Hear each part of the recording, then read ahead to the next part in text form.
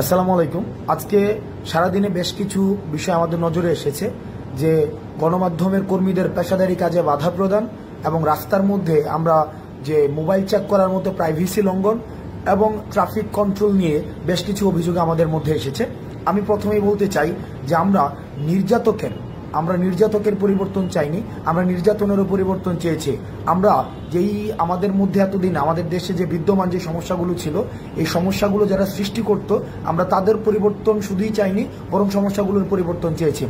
ছাত্রলীগ যেভাবে আমাদের phone check করে দেখেছিল যে আন্দোলন সংশ্লিষ্ট কোনো ছবি আছে কিনা, এবং তারা আমাদের শিক্ষার্থীদের উপরে নির্যাতন করেছে ফোন চেক করার মধ্য দিয়ে, এবং সেটি প্রাইভেসি লঙ্ঘন হয়েছে, আমরা তখন সেই বিষয়টির প্রতিবাদ জানিয়েছি।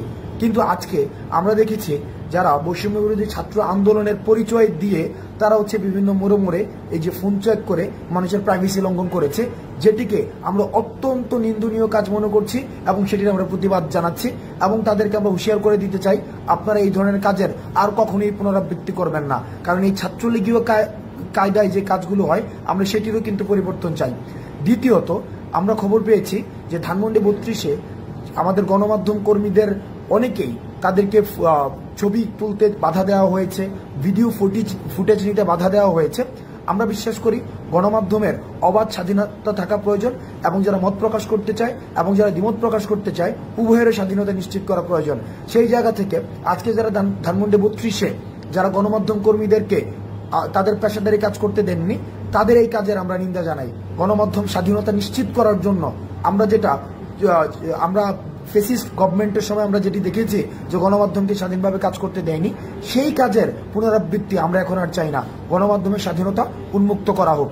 তৃতীয়ত, আমরা ট্রাফিক কন্ট্রোলের যে বিষয়টি, সেই বিষয়টি নিয়ে আমাদের কিছু বিষয় আমাদের কাছে পর্যালোচনা এসেছে যে ঢাকার বিভিন্ন প্রান্তে স্বতঃস্ফূর্তভাবে শিক্ষার্থীরা ট্রাফিক কন্ট্রোলের কাজ করছে, সেটি অবশ্যই ইতিবাচক। কিন্তু 2 কিলোমিটার একটা রাস্তায় যদি 5 থেকে 6 বার সেখানে ট্রাফিক চেক করা হয়, সেটি মানুষের বিরক্তির পর্যায়ে পড়ে। সুতরাং যারা বিভিন্ন পয়েন্টে ট্রাফিক কন্ট্রোলের কাজ করছে, তাদের প্রতি অনুরোধ থাকবে, আপনাদের কাজটি অনেক বেশি মহৎ এবং অনেক বেশি মহান, এবং এই ক্রান্তিকালীন সময়ে আপনাদের অবদান অনস্বীকার্য।